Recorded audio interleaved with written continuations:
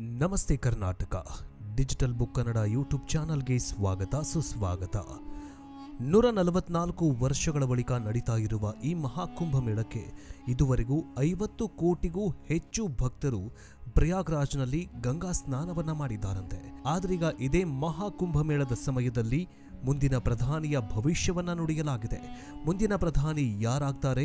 Modi retirement ನಂತರ ಒಬ್ಬ ಯೋಗಿ, ಒಬ್ಬ ಸ್ವಾಮೀಜಿ, ಒಬ್ಬ ಸಾಧು ಈ ದೇಶದ ಪ್ರಧಾನಿಯಾಗ್ತಾರೆ ಅನ್ನೋ ಅಚ್ಚರಿಯ ಭವಿಷ್ಯವನ್ನ ನುಡಿಯಲಾಗಿದೆ. ಅದರಂತೆ ಈಗ ಯೋಗಿ ಆದಿತ್ಯನಾಥ್ ಅವರೇ ಮುಂದಿನ ಪ್ರಧಾನಿ ಅನ್ನುವಂತಹ ವಿಷಯ ಎಲ್ಲ ಕಡೆ ಮಾರ್ದನಿಸ್ತಾಗಿದೆ. ಹಾಗಾದ್ರೆ ಮುಂದಿನ ಪ್ರಧಾನಿಯಾಗ್ತಾರಾ ಯೋಗಿ ಆದಿತ್ಯನಾಥ್? ಮಹಾಕುಂಭ ಮೇಳಕ್ಕೆ ತಗುಲಿದ ಖರ್ಚು ಎಷ್ಟು? ಗಳಿಸಿದ್ದು ಲಾಭ ಎಷ್ಟು?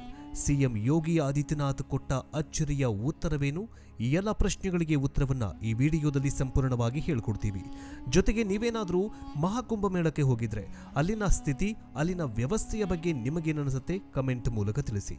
ಮತ್ತು ಮುಂದಿನ ಪ್ರಧಾನಿ ಯೋಗಿ ಆದಿತ್ಯನಾಥ್ ಆಗ್ಬೇಕಾ ಬೇಡವಾ ಅನ್ನೋದನ್ನು ಕೂಡ ಕಮೆಂಟ್ ಮೂಲಕ ತಿಳಿಸಿ.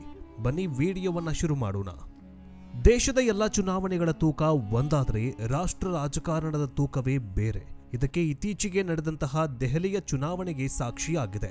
ತನ್ನ ವಿಶೇಷತೆಗಳಿಂದಲೇ ರಾಷ್ಟ್ರದ ಗಮನ ಸೆಳೆದಿತ್ತು ಇದೇ ದೆಹಲಿಯ ಚುನಾವಣೆ. ಸದ್ಯ ದೆಹಲಿಯ ಗದ್ದುಗೆಗಾಗಿ ನಡೆದಂತಹ ರಣರೋಚಕ ಕಾಳಗ ಮುಗಿದು ಹೋಗಿದೆ. 108 ಆರೋಪ ಪ್ರತ್ಯಾರೋಪ, ಅಧಿಕಾರ ದುರ್ಬಳಕೆಯ ಆರೋಪದ ನಡುವೆಯೂ ಬಿಜೆಪಿ ಗೆದ್ದು ಬೀಗಿದೆ. ತನ್ನದೇ ತಪ್ಪುಗಳಿಂದ ಆಪ ಪಕ್ಷ ಮೂಲೆಗುಂಪಾಗಿದೆ.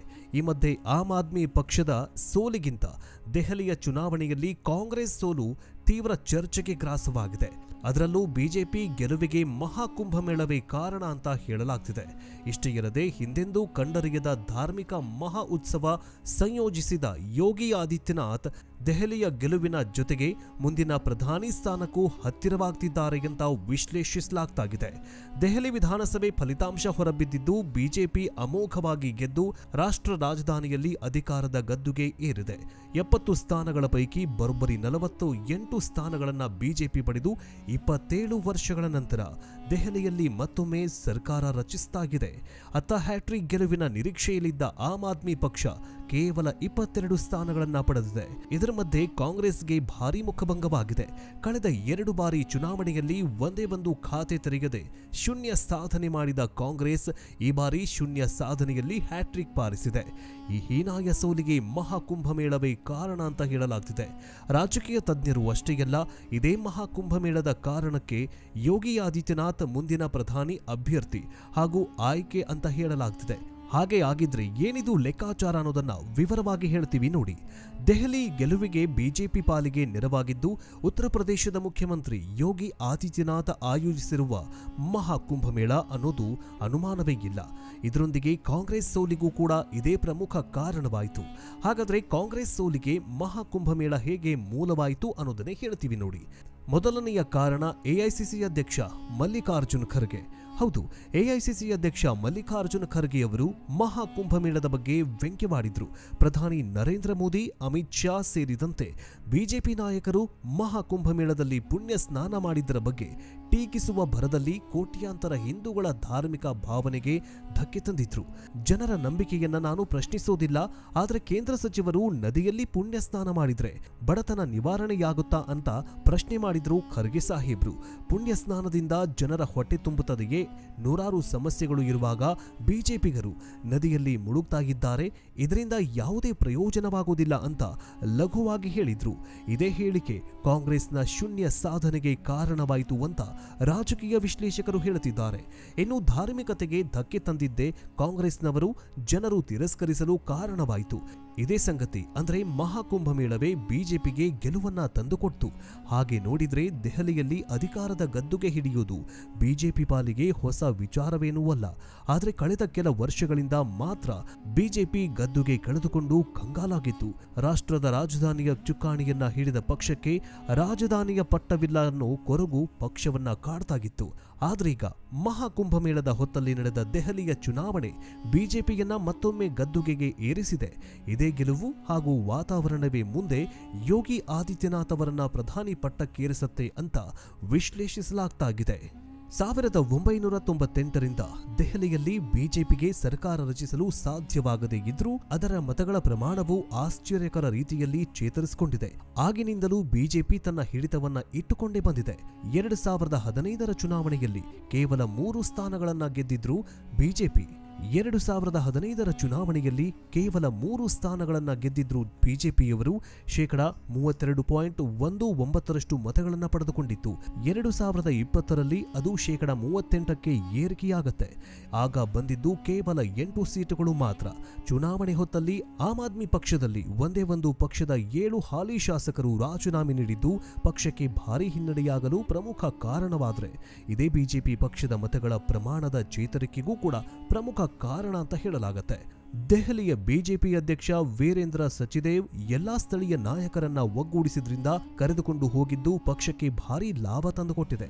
ಅಷ್ಟೇ ಅಲ್ಲ, ಈ ಬಾರಿಯ ಬಿಜೆಪಿ ವ್ಯವಸ್ಥಿತವಾಗಿ ತಳಮಟ್ಟದ ಪ್ರಚಾರ ನಡೆಸಿದ್ದು ಗೆಲುವಿಗೆ ಕಾರಣ ಅಂತ ವಿಶ್ಲೇಷಿಸಲಾಗ್ತಾಗಿದೆ. ಅರವಿಂದ್ ಕೇಜ್ರಿವಾಲ್ ಸರ್ಕಾರದ ಭ್ರಷ್ಟಾಚಾರವನ್ನ ಜನರಿಗೆ ತಿಳಿ ಹೇಳಿದ್ದು ಕೂಡ ಕೆಲಸ ಮಾಡಿದೆ ಅಂತ ವಿಶ್ಲೇಷಣೆ ಮಾಡಲಾಗ್ತಿದೆ. ಇದೆಲ್ಲದರ ಜೊತೆಗೆ ಮಹಾಕುಂಭಮೇಳದಂತಹ ಧಾರ್ಮಿಕ ಉತ್ಸವದ ಹೊತ್ತಲ್ಲಿ ಖರ್ಗೆ ನೀಡಿದ ಹೇಳಿಕೆ ಕಾಂಗ್ರೆಸ್ನ ಹಿಂದೂ ವಿರೋಧಿ ಮನಸ್ಥಿತಿಯನ್ನ ಬಿಂಬಿಸಿತು. ಇದು ಕೂಡ ಬಿಜೆಪಿ ಗೆಲುವಿನ ಹಾದಿಯನ್ನ ಸುಲಭವಾಗಿಸಿತ್ತು.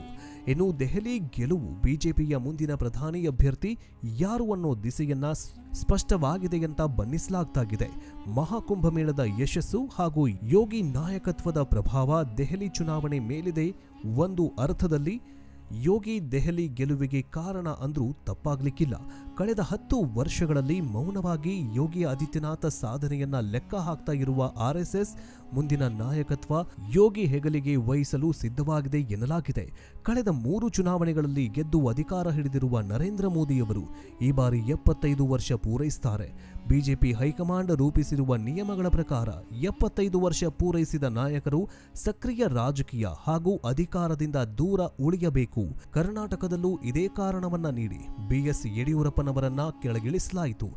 ಈಗ ಕೇಂದ್ರ ಇದೇ ನಿಯಮ ಅನ್ವಯಿಸ್ತಾ ಇರೋದ್ರಿಂದ ಮುಂದಿನ ಪ್ರಧಾನಿ ಅಭ್ಯರ್ಥಿ ಯಾರು ಅನ್ನೋ ಪ್ರಶ್ನೆಗಿದೆ. ಸಮರ್ಥ ಆಡಳಿತಗಾರ, ಜನಪರ ಚಿಂತನೆ ಹೊಂದಿರುವ, ಎಲ್ಲದಕ್ಕೂ ಮುಖ್ಯವಾಗಿ ಹಿಂದೂ ಧರ್ಮ ರಕ್ಷಿಸುವ ನಾಯಕ ಬೇಕೆಂಬುದು ಬಿಜೆಪಿ ನಾಯಕರು ಹಾಗೂ ಕಾರ್ಯಕರ್ತರ ಆಶಯ. ಹೀಗಾಗಿ ಸದಾ ಹಿಂದುತ್ವವನ್ನ ಮಿಡಿಯುವ ಸರ್ವಸಂಗ ಪರಿತ್ಯಾಗಿ ಯೋಗಿ ಆದಿತ್ಯನಾಥ್ ಅವರು ಒಳ್ಳೆಯ ಆಯ್ಕೆ ಅನ್ನೋದು ಬಿಜೆಪಿಗರ ಆಸೆ. ಆಡಳಿತ ನಡೆಸುವ ನೈಪುಣ್ಯತೆ ಇರಬೇಕು ಅನ್ನೋ ಲೆಕ್ಕಾಚಾರಕ್ಕೂ ಯೋಗಿ ಆದಿತ್ಯನಾಥ್ ಬಲ ತುಂಬಿದ್ದಾರೆ. ಬರೋಬ್ಬರಿ 45 ಕೋಟಿಗೂ ಅಧಿಕ ಜನ ಭೇಟಿ ನೀಡಿದ ಮಹಾಕುಂಭಮೇಳದ ಯಶಸ್ಸು ಯೋಗಿ ಆದಿತ್ಯನಾಥ್ ನಾಯಕತ್ವ ಹಾಗೂ ಆಡಳಿತದ ಚಾಕಚಕ್ಯತೆಗೆ ಸಾಕ್ಷಿ. ಹೀಗಾಗಿ ಮೋದಿ ಬಳಿಕ ಅವರ ಸ್ಥಾನಕ್ಕೆ ಯೋಗಿಯೇ ಸಮರ್ಥ ಅನ್ನೋ ಮಾತಿದೆ. ಇನ್ನೊಂದು ಕಡೆ ಬಿಜೆಪಿ ನಾಯಕರು ಕೂಡ ಹಲವು ಸಂದರ್ಭಗಳಲ್ಲಿ ಯೋಗಿಯವರನ್ನ ಮುಕ್ತವಾಗಿ ಶ್ಲಾಘಿಸಿದ್ದಾರೆ. ಇತ್ತೀಚೆಗೆ ಮಾಧ್ಯಮವೊಂದಕ್ಕೆ ನೀಡಿದ ಸಂದರ್ಶನದಲ್ಲಿ ಕೇಂದ್ರ ಗೃಹ ಸಚಿವ ಅಮಿತ್ ಶಾ ಉತ್ತರ ಪ್ರದೇಶದ ಅಭಿವೃದ್ಧಿ ಹಾಗೂ ಯೋಗಿ ಸಾಧನೆಯನ್ನ ಮುಕ್ತ ಕಂಠದಿಂದ ಹೊಗಳಿದ್ದಾರೆ. ಯೋಗಿ ಆದಿತ್ಯನಾಥ್ ಅನುಕರಣೀಯ ಜೀವನವನ್ನ ನಡೆಸಿದ್ದಾರೆ ಮತ್ತು ಕಾನೂನು ಹಾಗೂ ಸುವ್ಯವಸ್ಥೆಯಲ್ಲಿ ಉತ್ತಮ ಕೆಲಸ ಮಾಡಿದ್ದಾರೆ ಅಂತ ಹೇಳಿದ್ದಾರೆ. ಇನ್ನು ಉತ್ತರ ಪ್ರದೇಶದಲ್ಲಿ ಪರಿಸ್ಥಿತಿ ತುಂಬಾ ಸುಧಾರಿಸಿದೆಯಂತ ಹೇಳಲಾಗ್ತಿದೆ.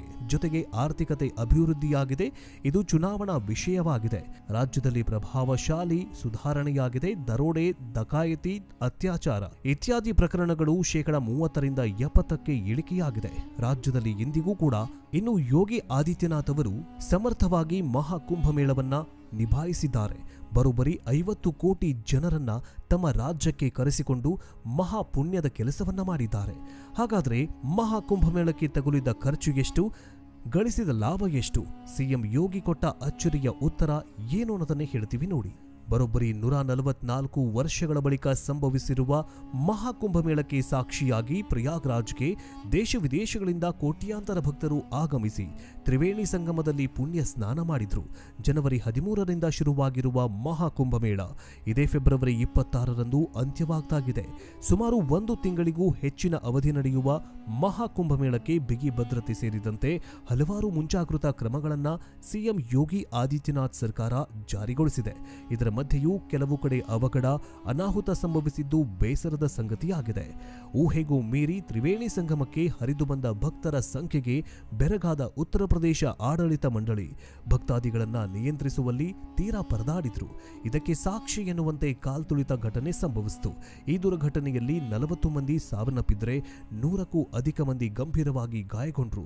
ಇದೆಲ್ಲದರ ನಡುವೆ ಯಶಸ್ವಿಯಾಗಿ ಸಾಗಿರುವ ಮಹಾಕುಂಭಮೇಳ ಇದೀಗ ಮುಕ್ತಾಯದ ಹಂತಕ್ಕೆ ತಲುಪಿದೆ. ಈ ವಿಚಾರವನ್ನ ಉದ್ದೇಶಿಸಿ ಮಾತನಾಡಿರುವ ಸಿಎಂ ಯೋಗಿ ಆದಿತ್ಯನಾಥ್ ಕುಂಭಮೇಳಕ್ಕೆ ತಗುಲಿದ ಖರ್ಚು ಮತ್ತು ಲಾಭದ ಬಗ್ಗೆ ಬಹಿರಂಗಪಡಿಸಿದ್ದಾರೆ. ರಾಜ್ಯದ ವಿರೋಧಿ ಪಕ್ಷದ ನಾಯಕರು ಸರ್ಕಾರಕ್ಕೆ ಹಲವಾರು ಸವಾಲುಗಳನ್ನು ಒಡ್ಡುತ್ತಿರುವ ಮಧ್ಯೆಯೂ ಇದ್ಯಾವುದಕ್ಕೂ ಕಿವಿಗೊಡದ ಯೋಗಿ ಆದಿತ್ಯನಾಥ್ ಇಡೀ ಪ್ರಪಂಚದ ಗಮನವನ್ನ ಮಹಾಕುಂಭಮೇಳ ಸೆಳೆತಾಗಿದೆ. ಕೋಟ್ಯಾಂತರ ಜನರು ಸೇರುತ್ತಾಗಿದ್ದಾರೆ ಮತ್ತು ಈ ಸಂದರ್ಭದಲ್ಲಿ ಪ್ರಯಾಗ್ರಾಜ್, ಕಾಶಿ ಮತ್ತು ಅಯೋಧ್ಯೆಗೂ ಭಕ್ತಾದಿಗಳು ಹೆಚ್ಚಿನ ಸಂಖ್ಯೆಯಲ್ಲಿ ಭೇಟಿ ನೀಡುತ್ತಿದ್ದಾರೆ ಅಂತ ಹೇಳಿದ್ದಾರೆ. ಇನ್ನು ಯುವ ಉದ್ಯಮಿಗಳೊಂದಿಗೆ ಸಂವಾದ ಕಾರ್ಯಕ್ರಮದಲ್ಲಿ ಭಾಗವಹಿಸಿದ ಸಿಎಂ ಯೋಗಿ ಆದಿತ್ಯನಾಥ್ ಮಹಾಕುಂಭಮೇಳವನ್ನ ಟೀಕಿಸುವವರು ಈ ಬೃಹತ್ ಕಾರ್ಯಕ್ರಮವು ರಾಜ್ಯಕ್ಕೆ ಭಾರೀ ಆದಾಯವನ್ನ ತಂದುಕೊಟ್ಟಿದೆ ಅಂತ ಹೇಳಿದ್ದಾರೆ. ಮಹಾಕುಂಭಮೇಳ ಆಯೋಜನೆಯಾಗಿ ಕೇಂದ್ರ ಮತ್ತು ರಾಜ್ಯ ಸರ್ಕಾರಗಳು ಜಂಟಿಯಾಗಿ 7,500 ಕೋಟಿ ರೂಪಾಯಿ ಖರ್ಚು ಮಾಡಿದ್ದು, ಇದರಿಂದಾಗಿ ರಾಜ್ಯಕ್ಕೆ 3 ಲಕ್ಷ ಕೋಟಿಗೂ ಅಧಿಕ ಆದಾಯ ಬರುವ ನಿರೀಕ್ಷೆ ಇದೆ ಅಂತ ಹೇಳಿದ್ದಾರೆ.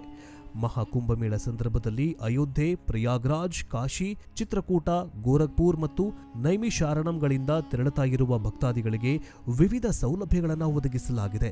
ಒಂದೇ ವರ್ಷದಲ್ಲಿ ಅಯೋಧ್ಯೆಗೆ ಉಡುಗೊರೆ ಮತ್ತು ದೇಣಿಗೆಗಳ ರೂಪದಲ್ಲಿ ಬರೋಬ್ಬರಿ 700 ಕೋಟಿ ರೂಪಾಯಿ ಹಣ ಸಂಗ್ರಹವಾಗಿದೆ. ಫೆಬ್ರವರಿ 17ರ ಹೊತ್ತಿಗೆ ಒಟ್ಟು 54 ಕೋಟಿ 31 ಲಕ್ಷ ಜನರು ಮಹಾಕುಂಭಮೇಳದ ಪವಿತ್ರ ಸ್ನಾನ ಮಾಡಿದ್ದಾರೆ. ಫೆಬ್ರವರಿ 26ರ ಹೊತ್ತಿಗೆ ಅಂದರೆ ಮಹಾಶಿವರಾತ್ರಿಯ ಹಬ್ಬದವರೆಗೂ ಪುಣ್ಯ ಸ್ನಾನ ಮುಂದುವರಿಯುತ್ತೆ ಅಂತ ಹೇಳಿದ್ದಾರೆ. ಯೋಗಿ ಆದಿತ್ಯನಾಥ್ ಅವರು ಈಗ 3 ಲಕ್ಷ ಕೋಟಿ ರೂಪಾಯಿಯನ್ನ ಲಾಭ ಮಾಡಿದ್ದಾರೆ. ಇದುವೇ ಅಲ್ವಾ ಚಾಣಾಕ್ಷತನ ಅನ್ನೋದು. ಈಗ ಮೋದಿಯ ನಂತರ ಯೋಗಿ ಆದಿತ್ಯನಾಥ್ ಅವರು ದೇಶದ ಪ್ರಧಾನಿಯಾಗುವ ಸಾಧ್ಯತೆಗಳು ದಟ್ಟವಾಗಿ ಕಂಡುಬರ್ತಾಗಿದೆ. ನಿಮಗೇನನ್ಸತ್ತೆ, ಮೋದಿ ಅವರು ರಿಟೈರ್ಮೆಂಟ್ ಆದ ನಂತರ ಯೋಗಿ ಆದಿತ್ಯನಾಥ್ ಅವರು ಪ್ರಧಾನಮಂತ್ರಿ ಆಗಬೇಕಾ ಬೇಡವಾ ಅನ್ನೋದು ಕಮೆಂಟ್ ಮೂಲಕ ತಿಳಿಸಿ. ಮುಂದಿನ ವಿಡಿಯೋದಲ್ಲಿ ಮತ್ತೆ ಸಿಗೋಣ. ಜೈ ಹಿಂದ್, ಜೈ ಕರ್ನಾಟಕ. ಎಲ್ಲರಿಗೂ ಶರಣು ಶರಣಾರ್ಥಿ.